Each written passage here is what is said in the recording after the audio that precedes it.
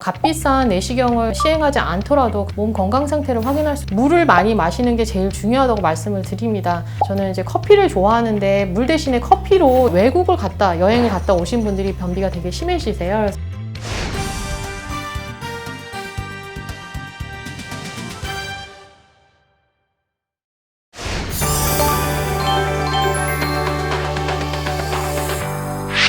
치질, 더 정확한 표현으로는 치핵이라고 이제 할 수가 있는데요. 항문 안쪽에는 정상적으로 여기 사진에 보이는 것 같은 이런 혈관들이 이제 분포가 되어 있습니다. 그래서 원래 모든 사람들이 정상적으로 이런 혈관, 쿠션이라는 게 항문 안쪽에 분포가 되어 있는데 변비가 있으면 아무래도 화장실에서 앉아서 오랫동안 힘을 주어서 아래로 힘을 받쳐지는 그런 자세를 취하게 됩니다. 그래서 그런 상태가 유지가 되게 되다 보면 항문에 있는 그런 혈관에 피가 충혈이 되고 피가 쌓이게 되고 또 항문벽에 이런 혈관이 탄력 있게 붙어 있던 그런 혈관이 탄력을 잃고 느슨해져서 튀어나오게 됩니다. 이것이 우리가 보통 말하는 치핵이라고 할 수가 있습니다.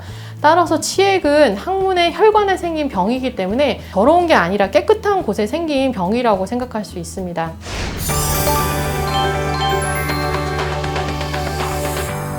치질 환자분들 보면 매일 피가 나는 건 아니고 어떤 특별한 일이 있을 때 피가 난다고 합니다. 보통은 이제 제일 흔한 경우가 술을 많이 드신 날, 그 다음 날, 또 굉장히 피곤한 날, 또 변비가 굉장히 심했던 날, 또는 설사가 심했던 날도 마찬가지고요. 그래서 이런 몸이 굉장히 힘들게 변을 본 날이거나 몸이 굉장히 힘든, 피곤하고 몸살이 걸린 듯한 그런 이제 상태가 되면 더불어서 가장 먼저 충혈이 되는 게 이 항문에 있었던 혈관입니다. 그래서 치핵이 있으셨던 분들은 그냥 통통하게 있었던 그 혈관이 이런 날은 굉장히 심하게 더 부풀어 오릅니다. 그럴 때 대변을 보게 되면 특히나 변이 딱딱한 경우에는 그 혈관이 찢어지면서 피가 나오게 됩니다. 어떤 분들은 그냥 변기에 뚝뚝 떨어진다는 분도 있고 휴지에 묻는다는 분도 있고요. 심한 분들은 항문에서 이렇게 피가 쏟는 것처럼 나온다고 하는 분들까지도 있습니다. 다른 곳에 생긴 혈관이 찢어지게 되는 경우에는 지혈을 하지 않으면 피가 멎질 않거든요. 근데 치핵, 이제 항문에 생긴 이런 이제 출혈은 항문은 자동적으로 배변 후에 알아서 항문을 오므려서 조입니다. 따라서 항문 주변에 있는 혈관에서 찢어진 그런 혈관이 자동적으로 지혈이 되기 때문에 출혈이 그렇게 크게 문제가 되지 않습니다. 그러면 항문에 상처가 난 건데 거기에 대변이 지나가다가 균이 들어가면 어떡하냐라고 많이 물어보시는데 치핵에서 나는 출혈은 상처를 통해서 균이 들어가서 염증을 일으키진 않습니다. 항문 자체는 굉장히 그런 것에 방어가 잘 되어 있어서 그런 흔히 말하는 피부에 난 상처 같은 것에 대변이 묻는 그런 위험성이랑 전혀 정도가 다릅니다. 그래서 감염에 걱정은 안 하셔도 될 것 같습니다. 상처에서 뚝 떨어진 갓 나온 피 색깔인지를 여쭤봅니다. 그래서 이런 경우는 대부분은 이제 치핵에서 나오는 피이기 때문에 괜찮은데 간혹 피가 약간 어두운 색, 죽은 색깔 피 또는 묵은 색깔 피인 경우라거나 휴지로 항문을 닦았을 때 찌꺼기나 콧물 같은 그런 분비물이 같이 섞여 있거나 대변에서 냄새가 최근 2주 동안에 지속적으로 지독하게 썩는 듯한 냄새가 동반되었다. 그런 경우는 반드시 대장암인 것은 아니지만 그래도 기타 대장암이나 염증성 장질환과 관련이 있을 수는 있기 때문에 전문가의 그런 진찰을 한 번은 받아보시는 것이 좋겠습니다.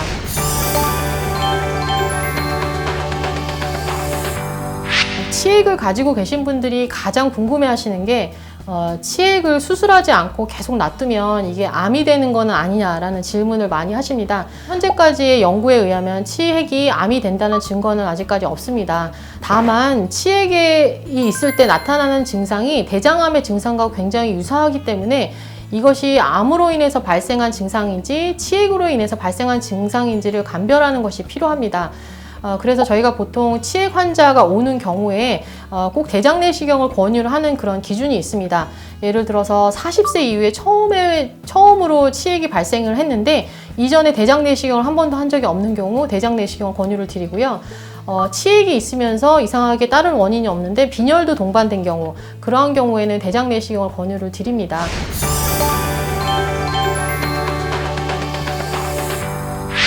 항문이 자꾸 빠지는 자세가 되기 때문에 화장실에 오래 앉아 있는 것은 치질을 악화시키거나 또는 유발하는 데 굉장히 중요한 원인이 될 수 있습니다. 예전에는 화장실에 들어갈 때 신문 가지고 들어가시는지 여쭤봅니다. 그럼 보통 신문 일면에서 끝면까지 다 보고 나온다는 분이 굉장히 많으셨어요. 그런 분들이 치핵 환자들이 많으셨는데 요즘은 화장실에 갈 때 스마트폰을 가지고 가셔서 게임을 하는 분들이 많이 계십니다. 그래서 처음에 시작을 해서 끝을 봐야 되는 게임들이 많다고 들었습니다. 그러다 보니까 화장실에 좀 오래 앉아 있는 분들이 좀 많아지신 것 같습니다.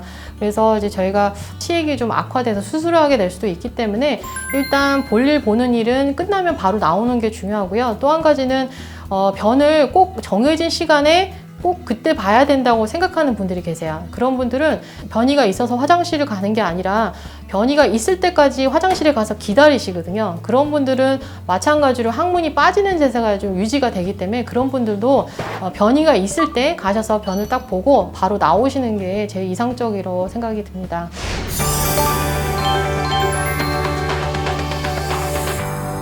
정상적인 사람이 하루에 대장이 크게 수축을 해서 변을 내보내는 음식물을 이제 항문 쪽으로 이렇게 밀어내는 게 한 4번에서 5번 정도가 일어난다고 합니다. 그건 저희가 어떤 의지로 하는 게 아니라 자동으로 일어나는데 그 중에서도 가장 세게 그 대장 안에 있는 음식물을 밖으로 밀어내는 게 밤새 자고 일어나서 공복 상태에서 식사를 하고 나서 2시간 정도 이후가 가장 강력하게 밀어난다는 그런 연구가 있습니다.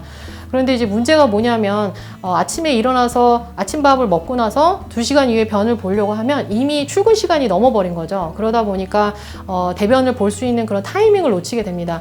많은 분들이 아시겠지만 변을 볼 때 타이밍이 굉장히 중요해요. 제가 보통은 그 출근을 하거나 하루 일과를 좀 바로 시작하시는 분들은 아침에 일어나자마자 아무것도 하지 마시고 바로 찬 우유나 물을 드시라고 합니다. 그렇게 되면 빨리 장을 깨워서 아침에 이제 출근하기 전에 변을 보게 하는데 좀 도움이 됩니다. 변비가 없고 일반적인 분들은 일어나자마자 물이나 요구르트 같은 걸 찬 거를 이제 넣으면 보통 설사를 좀 하실 수가 있거든요. 그래서 그런 분들에 해당되는 건 아니고 심한 변비가 있으신 분들은 이게 좀 도움이 될 것 같습니다.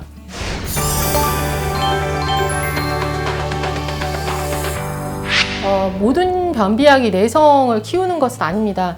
변비약은 굉장히 종류가 많은데 대표적으로 3가지 원리에 의해서 그게 효과를 보게 됩니다. 가장 흔히 나타나는 첫 번째는 변의 부피를 좀 키우고 이걸 좀 물컹물컹하게 하는 그런 팽창성 변비약, 즉 이제 변 덩어리를 좀 키우는 그런 이제 변비약이죠. 그게 있고 또 한 가지는 대장 자체를 굉장히 자극을 해서 변이 이제 빨리 나오게 하는 그런 자극성 변비약, 우리가 약국에서 많이 이제 사서 먹는 그런 약이고요. 마지막으로 3번째는 삼투압 원리에 의해서 대장 안으로 물이 많이 끌어들어오게 해서 변이 좀 물기가 많게 해서 배출하게 하는 그런 변비약이 있습니다. 이 중에 이제 단기간에 발생한 이제 뭐 매번 변비가 있는 게 아니라 간혹 변비가 있는 분들의 경우에는 자극성 변비약을 드시는 게 뭐 도움이 당연히 될 수가 있는데요. 굉장히 만성화된 변비가 있는 분들에 있어서는 이런 자극성 변비약을 너무 오랫동안 장기간 복용하는 것은 내성의 문제를 유발할 수는 있습니다. 그래서 만성 변비가 있으신 분들은 의사의 처방하에 치료를 받으시는 게 좋고요. 보통 이런 이제 만성화된 변비 환자분들은 지금 말씀드렸던 그런 3가지 종류의 변비약을 섞어서 씁니다. 또는 그 중에 적합한 변비약이 있어서 그걸 선택해서 사용을 하게 되고 계속 사용하는 것이 아니라 이 약을 사용해서 계속 쓰다가 조금씩 장이 알아차지 못하게 몰래 약을 줄여갑니다. 그렇게 하다 보면 본인 스스로 변을 볼 수 있는 능력을 회복하게 되게 됩니다. 그래서 변비약은 많은 분들이 이제 알아서 사서 드시고 이렇게 하시는데 가급적이면 이제 전문의의 지도하에 변비약을 복용하는 게 좀 건강하게 변비를 조절하는 데 도움이 될 것 같습니다.